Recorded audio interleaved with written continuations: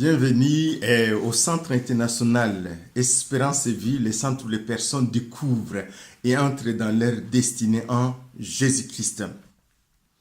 Donc aujourd'hui, nous allons nous entretenir sur une parole que Jésus a dit dans l'évangile de Jean chapitre 5. Il dit « L'heure vient et elle est déjà venue. L'heure vient et elle est déjà venue. » Donc, on va voir toutes les facettes de cette parole.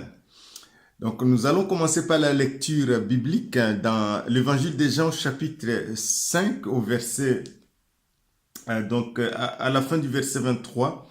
Celui qui n'honore pas le Fils, donc c'est-à-dire Jésus, n'honore pas le Père, c'est-à-dire Dieu le Père, qui l'a envoyé.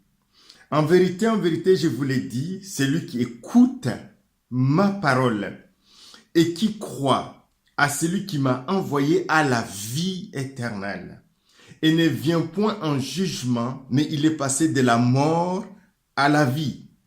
En vérité, je vous l'ai dit, l'heure vient et elle est déjà venue où les morts entendront la voix du Fils de Dieu et ceux qui l'auront entendu vivront. Alléluia. L'heure vient et elle est déjà venue. Ça semble une contradiction, mais c'est la réalité, c'est la vérité. L'heure vient parce que Jésus est là. Elle est déjà venue parce que Jésus, que le Messie t'a attendu, que ce soit par les Juifs, que ce soit dans le monde. Et là, la parole de vie est là. La parole qui a été faite chair est là, où cette parole qui communique la vie est là. Donc, l'heure vient et elle est déjà venue. Donc, je proclame que c'est l'heure de la révélation de la gloire de Dieu. L'heure vient. L'ère, nous sommes dans une ère, dans une période où Dieu veut se manifester. Nous sommes dans une période où Dieu veut bénir, veut accorder encore la vie éternelle pour ceux qui sont perdus, pour ceux qui ne savent pas, qui ne savent pas où ils vont aller. Il veut accorder encore la vie éternelle. Qui est ce Jésus qui parle? L'heure vient. La Bible dit dans l'évangile de Jean, chapitre 1, au verset 14, il dit « Et la parole », parce qu'il a dit au verset 1, Jean 1, 1, « Au commencement était la parole était avec Dieu, la parole était Dieu. » Elle était au commencement avec Dieu, toutes choses ont été faites par elle, et rien de ce qui a été fait n'a été fait sans elle. En elle était la vie, et la vie était la lumière des hommes. Et la parole qui est Dieu, qui était avec Dieu, a été faite chair, elle a habité parmi nous, pleine de grâce et de vérité, et nous avons contemplé sa gloire, une gloire semblable au Fils unique venu du Père. La parole a été faite. Jésus, c'est la parole, ce Dieu fait homme. C'est Dieu qui est venu dans un corps humain. C'est ça le mystère de Christ. D'ailleurs, à la naissance, Marie lui-même, au moment où l'ange lui parle de la naissance de Jésus-Christ sans intervention d'un homme, il va dire comment cela se fera-t-il parce que je ne connais point d'homme.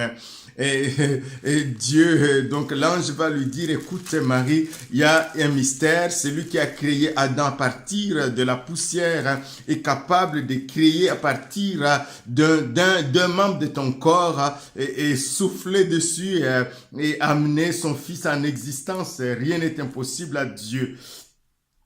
Donc Luc 1, verset 34, Marie dit à l'ange, comment cela se fera-t-il puisque je ne connais point d'homme?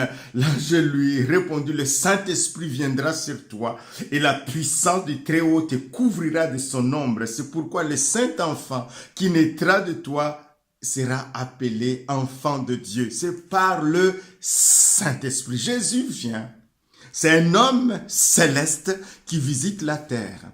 Jésus vient nous parler du ciel parce qu'il était au ciel. Jésus vient nous parler de son Père parce qu'il était dans le sein du Père. Alléluia. Jésus vient nous parler des choses qu'il a vues et entendues. Jésus n'invente rien. Il ne pense pas. Il ne pense que, il y a des gens qui disent, je pense que le ciel est comme ça. Je pense que j'ai reçu une révélation d'un ange, mais Jésus vient du ciel. Il est né de Dieu. Il va grandir et il va aller à la croix parce qu'il est venu pour mourir à notre place, pour porter nos péchés à la croix de Golgotha. Et au moment aussi à la veille, à quelques périodes, quelques jours avant sa crucifixion, Jésus, il y a les Grecs qui voulaient le voir. Les Grecs vont dire, certains Grecs vont vouloir voir Jésus. Ils vont s'adresser à l'un de ses disciples, Philippe, et Philippe va adresser à André aussi, un disciple de Jésus, et ils vont venir dire à Jésus, écoute, les Grecs voudraient te voir. Jésus, voilà ce que Jésus répond.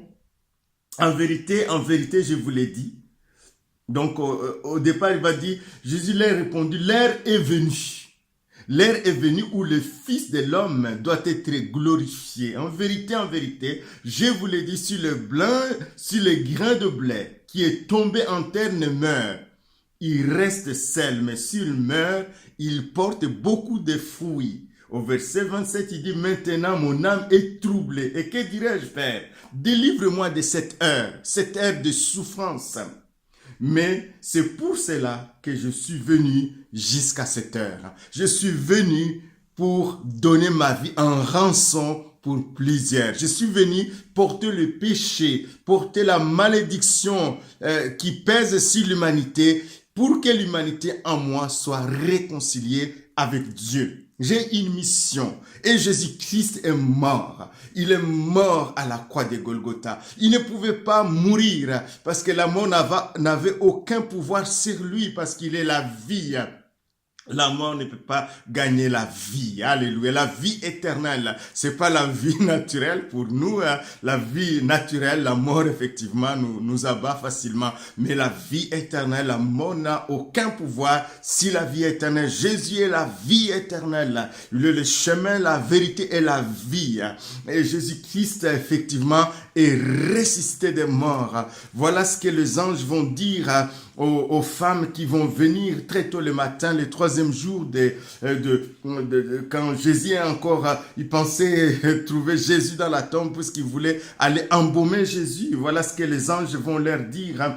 Saisis de frayeur, Luc 24, 5, saisis de frayeur, elles baissèrent le visage contre terre, mais il leur dit, les deux anges leur disent, pourquoi cherchez-vous parmi les morts celui qui est vivant? Il ne point ici, mais il est ressuscité. Alléluia. Pourquoi cherchez-vous? Verset 34, le Seigneur est réellement ressuscité et il a apparu à Simon. Il est réellement ressuscité, il est vivant et il agit. Et la Bible parle de Jésus-Christ en le comparant avec Adam. Lors de la création de l'humanité, quand Dieu a créé Adam, la Bible dit qu'il a formé dans la poussière de la terre le corps de l'homme. Il a soufflé dans ses narines un souffle de vie et Adam est devenu une âme vivante. Nous naissons tous, nous provenons tous d'Adam et Ève qui ont été créés dans cette dimension-là.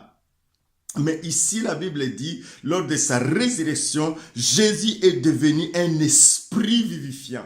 L'esprit qui communique la vie de l'esprit. L'esprit qui communique la vie de Dieu. Et aujourd'hui, nous parlons de ce Jésus-là. Nous parlons de ce Jésus-là qui est ressuscité et qui agit encore. Et ces paroles sont des paroles esprit et vie. Les paroles de Christ communiquent la vie divine dans le cœur des hommes, dans l'esprit l'esprit des hommes. La Bible dit qu'à tous ceux qui l'ont reçu, à ceux qui croient en son nom, à ceux qui croient qui il est, et comment il est né, qu'il est mort, il est ressuscité, ces personnes-là qui reçoivent cette réalité-là, qui le reçoivent dans leur cœur, cette parole de vie, le communique la vie divine, ils deviennent enfants de Dieu, ils passent de la mort à la vie. Jésus parlera plus tard dans Jean chapitre 6 à ces religieux qui le suivaient et qui ne comprenaient pas qui il était réellement. Quand il leur parlait des choses du royaume de Dieu, ils ne comprenaient pas. Il va dire au verset 63, Jean 6, 33, c'est l'esprit qui vivifie, la chair ne sert de rien. Les paroles que je vous dis, que je vous ai dites, sont esprit et vie. L'esprit vivifie. L'esprit communique la vie de Dieu. Dieu est esprit. L'esprit vivifie. Les paroles esprit et vie sortaient de la bouche de Jésus. Et Christ qui habite en moi, ces paroles sortent de ma bouche. C'est la parole de Jésus. Je parle de l'évangile. Je parle des paroles que Jésus a prononcées. Elles sont esprit et vie. Et nous allons le voir tout au long des messages qui vont suivre. Merci Seigneur pour mes bien-aimés qui vont comprendre qui est Jésus-Christ. L'heure vient. Elle est déjà venue. Les morts vont entendre la voix de Jésus-Christ. Ils vont entendre l'évangile dans leur esprit. Ces morts vont revivre. Seigneur, souffle sur ces morts et qu'ils revivent.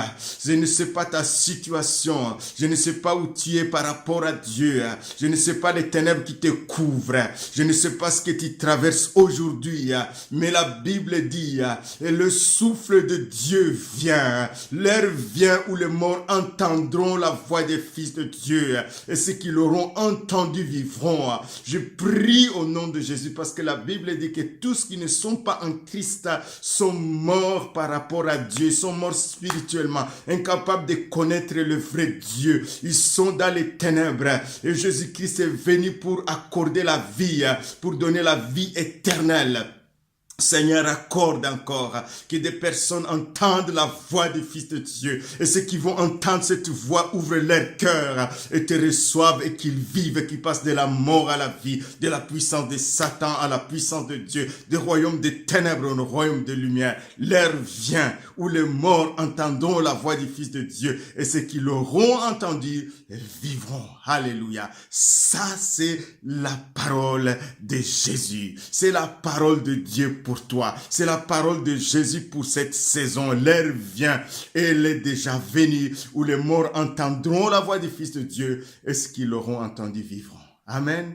Soyez bénis mes bien-aimés et à bientôt.